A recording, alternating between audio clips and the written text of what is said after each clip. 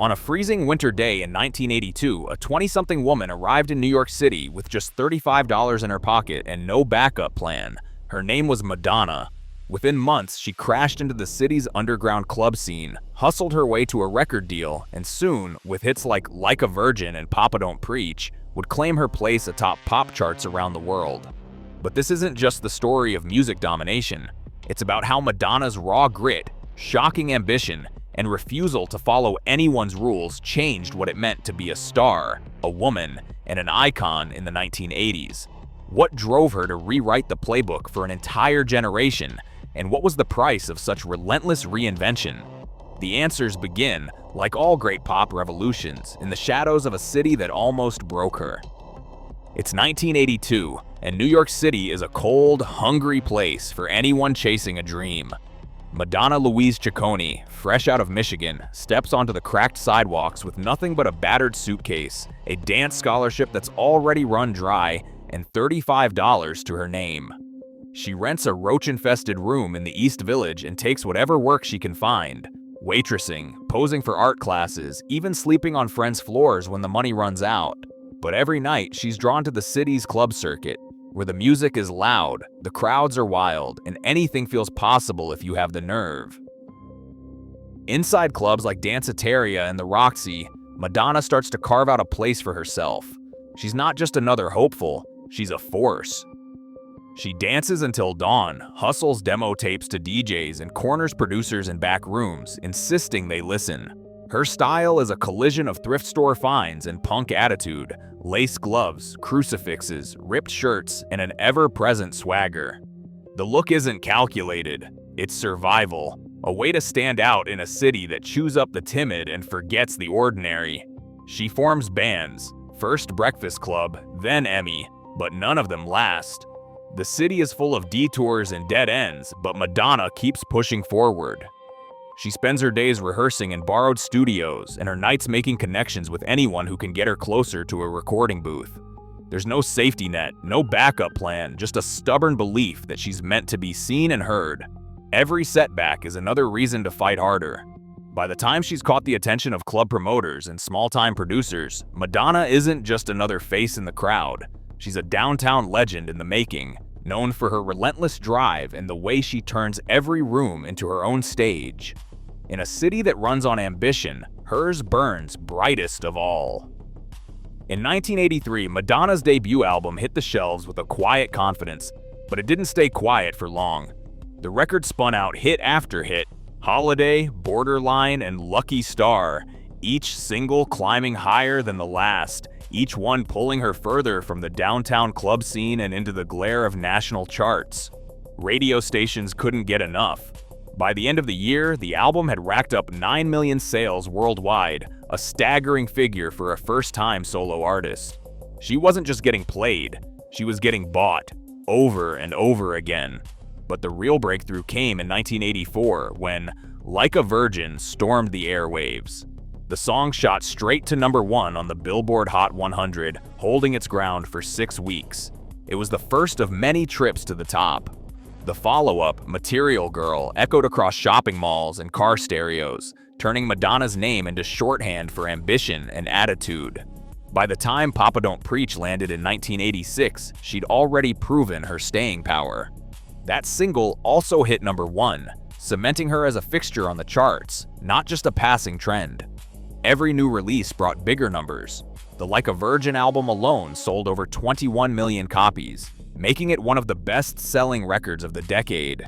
Madonna became the first female artist to score multiple #1 singles from consecutive albums, a feat that put her in the same league as Michael Jackson and Prince. Her records didn't just sell, they dominated, staying on the charts for months, sometimes years. The numbers told their own story. Madonna wasn't just a pop star, she was a commercial powerhouse, reshaping what success looked like in the 1980s music industry. MTV was barely 3 years old when Madonna crashed onto its screens, but she understood its power better than anyone. In February 1984, her Borderline video, directed by the up-and-coming Mary Lambert, landed in heavy rotation, and suddenly Madonna was in every living room in America. The video, with its downtown LA street art, bold color palette and a love story that crossed racial lines wasn't just a backdrop for the song, it was a statement. This was no static performance. It was a 3-minute world, and Madonna was at its center, rewriting the rules for women in pop by demanding the camera's full attention. The gamble paid off. MTV's phones lit up with requests, and by spring, Borderline was a staple, helping the single break into the Billboard Top 10. But Madonna didn't stop there. She saw the music video as more than a sales pitch. It was her stage, her soapbox, her chance to create a new visual language for pop. When she teamed up with Lambert again for Like a Virgin and Material Girl, she pushed for bigger stories, sharper choreography, and costumes that would become instant icons. Each new video was a televised event, with Madonna shaping every detail, from storyboard to final cut. Directors and producers learned quickly. She was the one calling the shots. By the time Express Yourself arrived in 1989, the stakes had skyrocketed. The video's budget soared to $5 million, unheard of at the time, and Madonna worked with director David Fincher to build a cinematic world inspired by Fritz Lang's Metropolis. 50 dancers, elaborate sets, and a narrative about power and independence turned the video into a short film, not just a promo. MTV cleared its schedule for the premiere, and the industry took notice. Suddenly, music videos weren't just background noise, they were the main event, and Madonna was the undisputed master of the form. In the spring of 1984, Manhattan's sidewalks started to look like the front row at a Madonna concert. Overnight, lace gloves and rubber bracelets were everywhere, layered over denim jackets and thrift store tutus. The look wasn't born in a designer studio. It came straight from the hands of Maripol, a French stylist and jewelry maker who haunted the same downtown clubs as Madonna. Maripol's eye for scavenging, plastic bangles, crucifix earrings, stacks of necklaces, turned a handful of vintage finds into a signature that was wild, messy, and impossible to ignore. She and Madonna hit up trash and vaudeville on St. Mark's Place for fishnet stockings and biker gloves, then mixed in religious trinkets and hand-cut bows. The effect was punk, glam, and streetwise all at once, something nobody had seen before, and everybody wanted. By the end of the year, department stores had caught the fever. Macy's in New York built an entire Madonna Land section, stocked with racks of lace tops, tulle skirts, and stacks of boy toy belts. Mall chains raced to copy the look, flooding suburban stores with knockoff jewelry and hair ribbons. Even Maripol's own Maripolitan boutique started churning out official Madonna accessories, with teens lining up for the chance to look like their idol. Magazine spreads and TV commercials pushed the trend even further, turning Madonna's thrift shop rebellion into big business. The numbers told the story. Macy's reported multi-million-dollar spikes in sales of Madonna-style accessories, and mall stores tripled their orders for lace gloves and layered necklaces. Surveys from 17 and Mademoiselle showed that up to a third of urban teenage girls tried to copy the look in 1984 and 1985. The craze had a name, Madonna wannabes, and it swept the country faster than any single hit single. For the first time, a pop star's image wasn't just copied, it was packaged and sold on a national scale. Madonna and Maripol licensed official product lines, signed off on ads, and even took legal action against knockoff makers. The result was a retail phenomenon that rewrote the rules for celebrity fashion and made Madonna's style as iconic as her music. In the summer of 1985, a new kind of battle was heating up in Washington, not over foreign policy or taxes, but over the lyrics spinning out of radios and cassette decks across America. The Parents Music Resource Center, or PMRC, led by Tipper Gore and Susan Baker, took aim at the biggest names in pop and rock. They compiled the so-called Filthy 15, a list of songs they claimed were corrupting the nation's youth. Madonna's Dress You Up landed squarely on that list, accused of pushing sexual content into the mainstream. On September 19, 1985, the Senate Commerce Committee convened a hearing that would bring the music industry and its critics face to face. Madonna didn't take the stand herself, but her name echoed through the chamber, invoked by PMRC leaders as proof that pop's new icons were too provocative for prime time. Susan Baker singled her out, warning that Madonna was teaching young girls how to be porn queens in Heat. Outside the hearing room, the debate raged even hotter. News outlets splashed Madonna's image across front pages, framing her as both a menace and a martyr for free speech. Her label, Warner Brothers, fired back in public statements, rejecting the idea of warning labels and defending the right to artistic expression. The controversy only fueled Madonna's momentum. Fans bought more records, and critics argued late into the night about where the line should be drawn. For Madonna, the scrutiny became part of the performance. She doubled down on her message, refusing to apologize or tone down her act. In the heart of Reagan-era conservatism, Madonna didn't just weather the storm. She danced right through it, turning every attack into another spotlight. On the dance floors of New York, Madonna found more than inspiration. She found family. Her closest friends included artist Keith Haring and Martin Burgoyne, a roommate and confidant who designed her early record sleeves. When the AIDS crisis swept through the city, it wasn't just headlines or a distant tragedy, it was personal. In 1986, Martin was diagnosed with AIDS. Madonna paid his hospital bills, organized private fundraising among their circle, and visited him through every stage of his illness. She stayed by his side at Lenox Hill Hospital, rallying friends and quietly covering costs that would have bankrupted most artists. When Martin passed away that November, the loss hit harder than any critic's attack or industry snub. But grief turned into action. Madonna became a fixture at benefit concerts and AIDS fundraisers. In July 1987, she joined Keith Haring at Madison Square Garden to open the AIDS Dance-a-thon, helping raise over $400,000 in a single night for GMHC.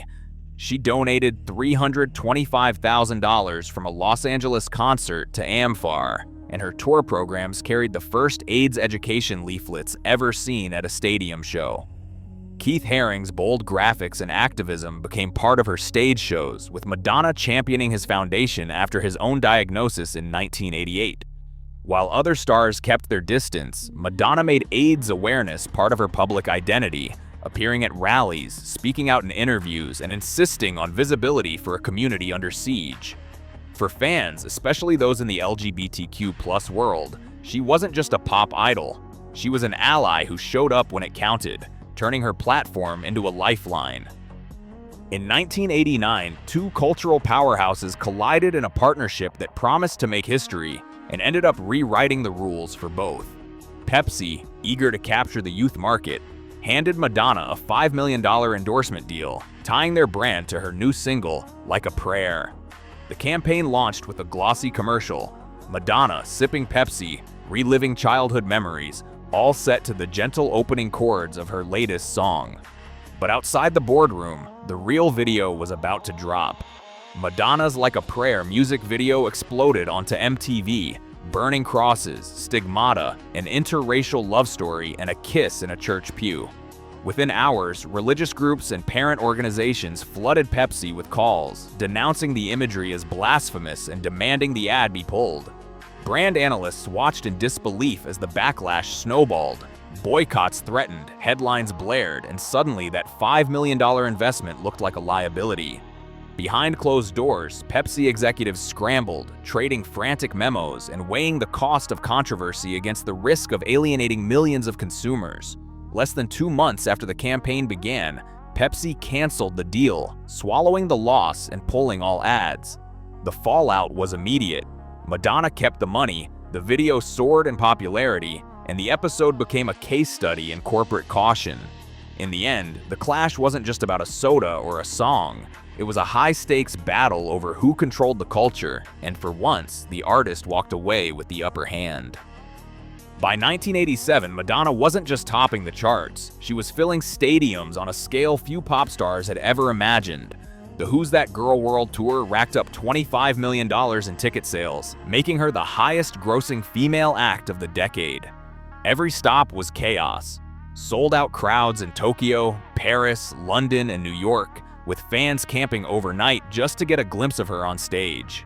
She wasn't just performing, she was staging full-blown spectacles with elaborate sets, backup dancers, and costume changes that rivaled Broadway.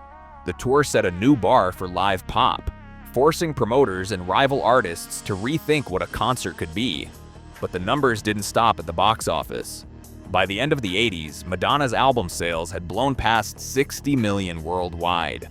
She crossed over to the big screen with Desperately Seeking Susan, and every move, every single, every tour, every film fed back into the myth.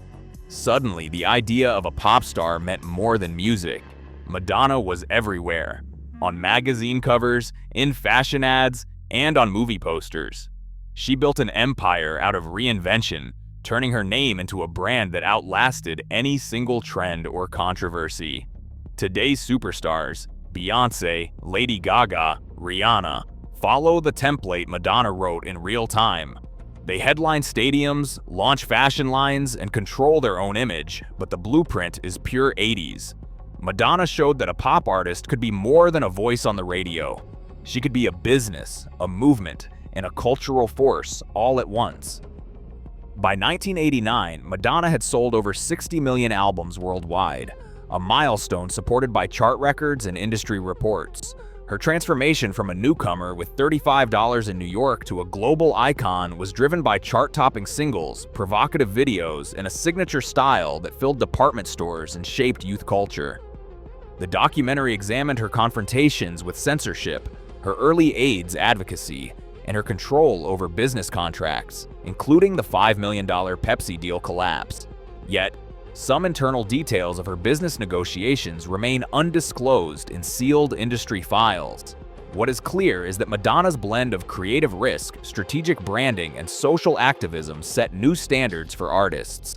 Today, her 1980s blueprint, artist as brand, voice for empowerment, and master of image, remains a model for pop stars worldwide. Madonna's impact on the 1980s wasn't just measured in sales, but in the boundaries she moved and the conversations she started.